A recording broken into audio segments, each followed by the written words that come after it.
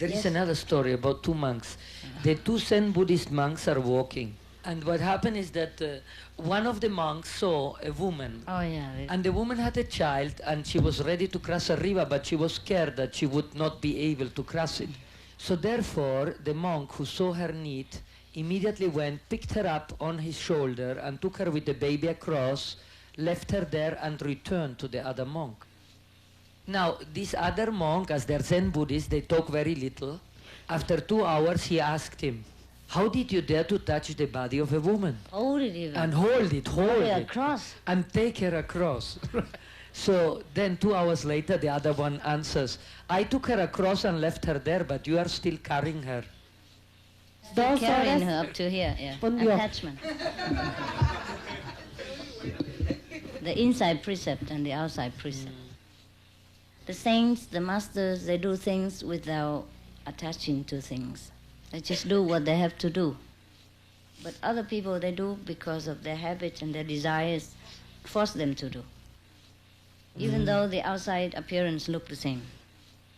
There was one master in China, he was so famous and the king loved him so much that he bestowed about 13 wives for that master. That was the habit with the kings, to bestow beautiful women to somebody they in favor. Yeah, and if you don't accept the favor of the king, then you will accept the execution. So accept the gallows. So the master, of course, accepted the woman. And then all the disciples were excited. All the male disciples, of course, say, Master, if you could have 13 wives, at least we could have one. Y entonces le dijeron, Two.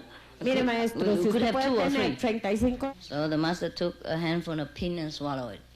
And said, if you could do the same, you could have even 30. Yep. All the disciples showed their tongue and so that. But of course there was two extreme of the master. He didn't need to do that, to show off his magic. He could use logic is enough.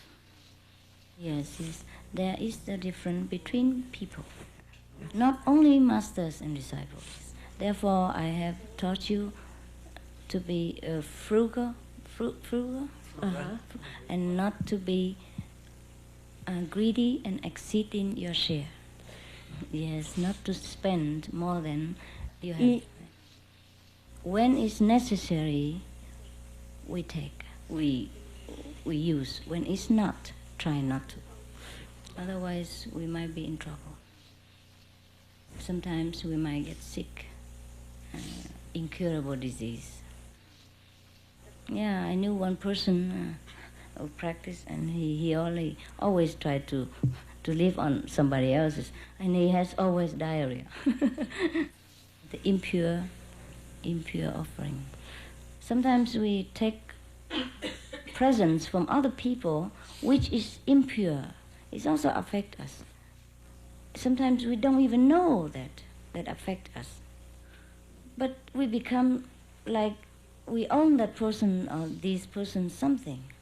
We just feel like we are bound to them and we don't know why, we couldn't get away. And sometimes like that, just because we take their presence. There is a story about Guru Nanak, and two people come, a rich and a poor man, to give him the money. And he accepts the money of the poor and not the one of the rich. So the rich one got very upset and asked Guru Nanak, why are you not accepting my money when you can do a lot with it? Yes. And then he took 2 chapatis in his hand and he took the one of the rich man and pressed it and blood came out of the hard work of all those people he exploited. And the other one of the poor man, he took that chapati and out of it came milk.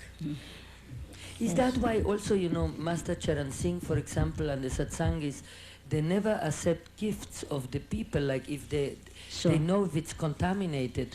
And plus, he only accepts for the work, let's say, of the langar, if there is given food to the people, but never personal things. Or for ashram, and some people he never accepts even. He always pays for what he eats. And he always pays for what he eats. From his disciples. He worries about his own personal karma. Yes. He's very, very worried. He's worried? Yes, sure. Otherwise he would take.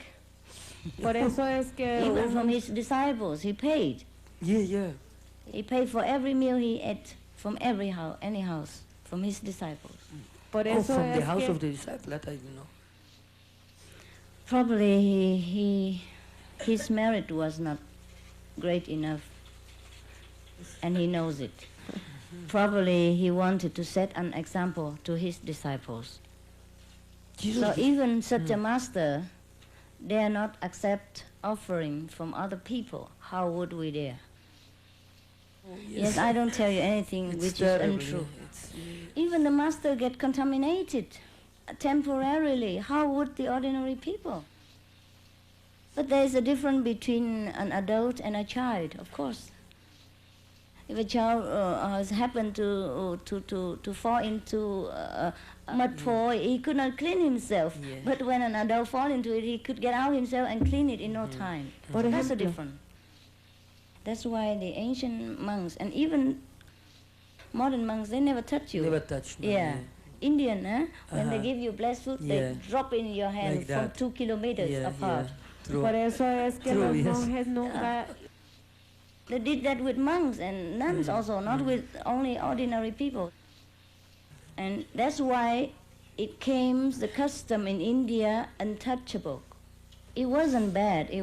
Came from those initiated people who tried to avoid, to minimize the contamination with the uninitiated people. And now they make it become a customs without any meaning. All of them are contaminated together. What's wrong with touching more or less? Understand? Both of them are same.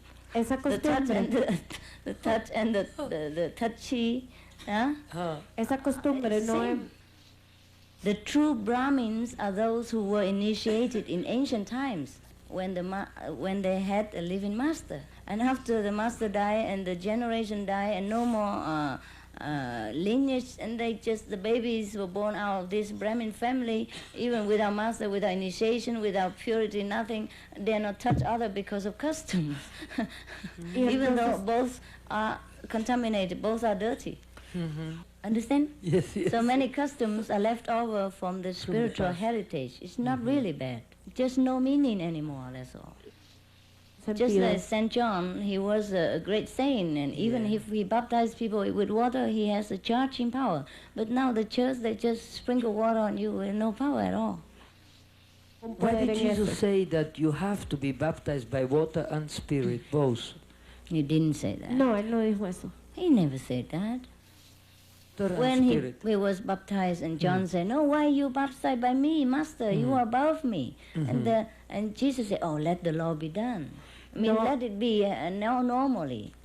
I baptized with water, Water. but the one who came after me is mightier than I am, Yeah. greater He will than I am. baptize you, right. I will baptize you with this Holy Ghost."